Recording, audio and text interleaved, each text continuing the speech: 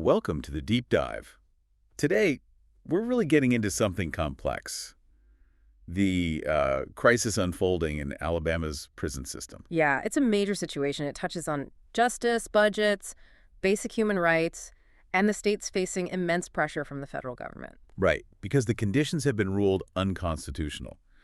And that's forced this huge decision, $1 billion decision, really. Exactly. It's this fundamental conflict. Do they spend, over $1 billion on a massive new mega prison? Some officials are actually calling it the Alabama solution.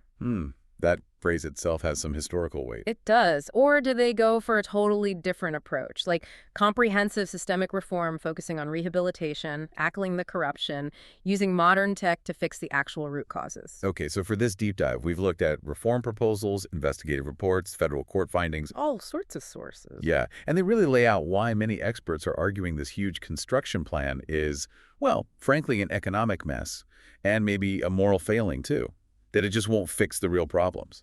Our mission today is basically to unpack that, understand the cost, not just in dollars, but the human cost, and explore what a real transformation might look like. Investing in people, not just bigger cages. Okay, let's start with just how bad things are. Section 1, the crisis itself.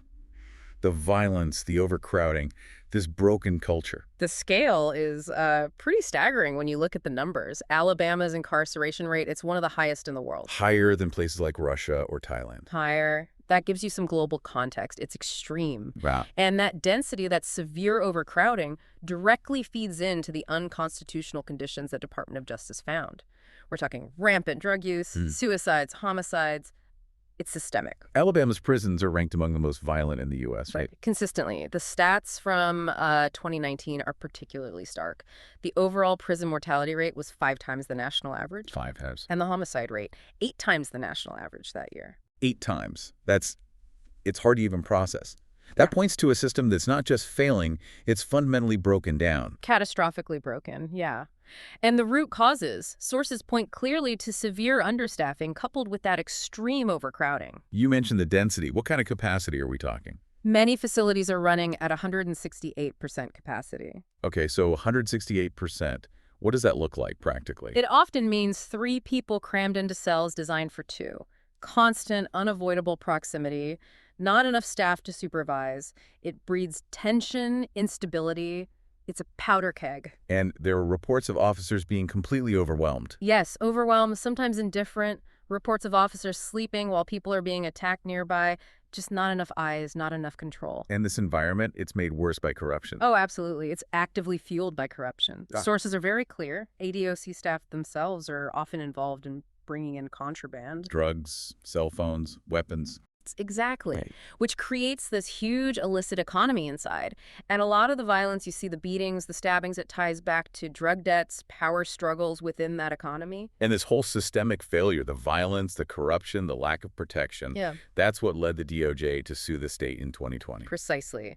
The feds stepped in because the state demonstrably failed to protect incarcerated people from violence and also from excessive force by staff. There was also something about legal bills for officers. Yeah, the state apparently spent over $57 million defending officers accused of misconduct, which, suggests a real lack of accountability that just feeds the cycle. The human cost is just immense. You said 698 people died in the 4 years after the DOJ first warned the state. 698 deaths. It shows the system is failing its most basic duty, safety.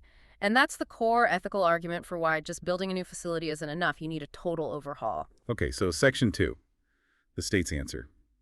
Faced with this crisis, this federal mandate, Governor Kay Ivey championed this plan, build a huge new 4,000-bed facility, the Governor Kay Ivey Correctional Complex. Right, and the first thing that jumps out is the cost. It just kept going up. What was the original estimate versus the final? Started around $623 million. Now it's somewhere between $1.25 and $1.28 billion for one complex. $1.25 billion. That's enormous. It's a staggering amount of public money, and how they funded part of it is also controversial. The COVID funds, right? Exactly. They directed $400 million from federal COVID-19 stimulus money funds meant for community relief, pandemic response towards building this prison, despite a lot of opposition. So for $1.25 billion, what are they actually getting? Does it solve the 168% overcrowding? No, and this is the absolute key criticism. It's for bed replacement. They argue they're replacing old, crumbling facilities. Okay. But because the system is so wildly over capacity, just replacing old beds with new beds, even in a new building, doesn't touch the core overcrowding problem. So it doesn't actually reduce the density that's fueling the violence? Not really. It's spending a fortune to manage a symptom, critics say, not cure the disease. They call it warehousing. Warehousing. Because a new building doesn't fix the culture. Precisely. The argument is, if you take the same understaffing problems, the same issues with corruption, the same lack of accountability, and just put them in a shiny new billion-dollar building.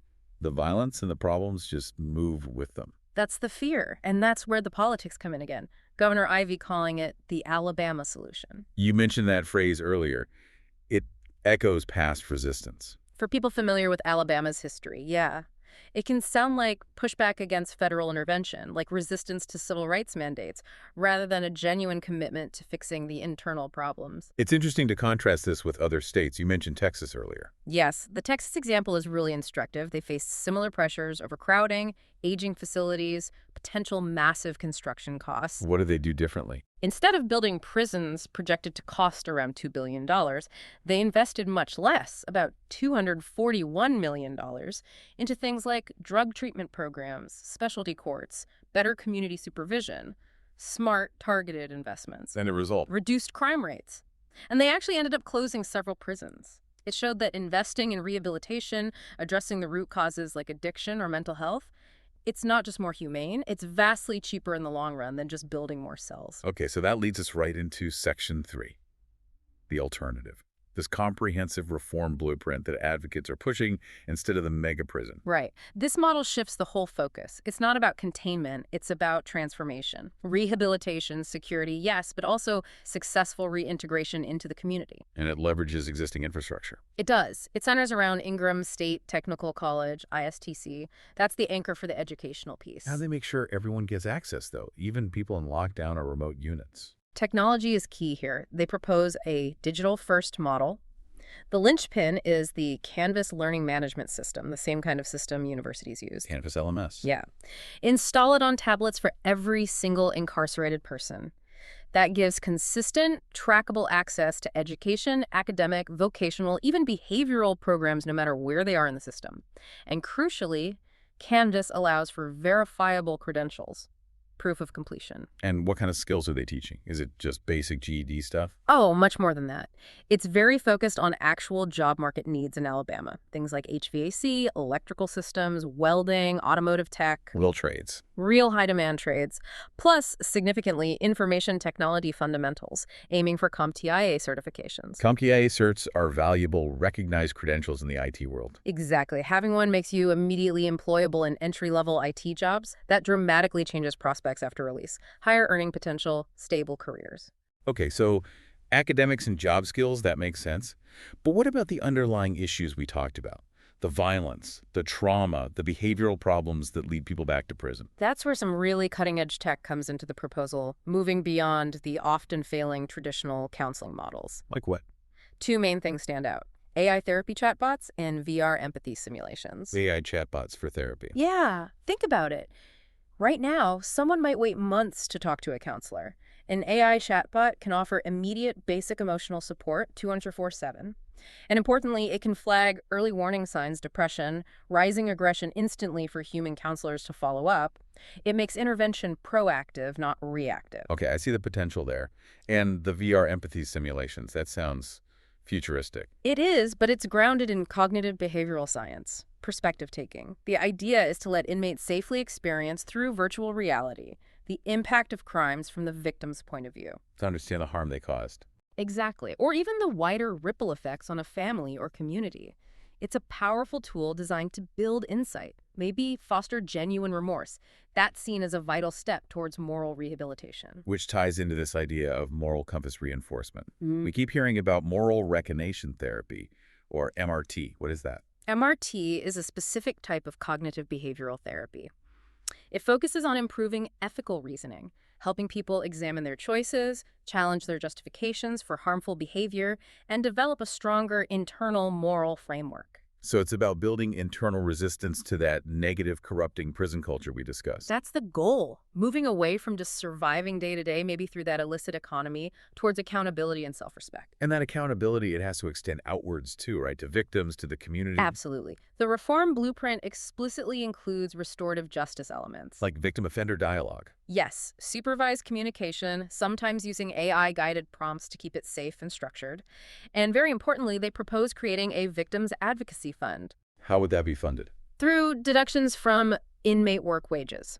So accountability includes tangible financial restitution going back to those harmed, not just symbolically paying a debt to the state. All right, Section 4.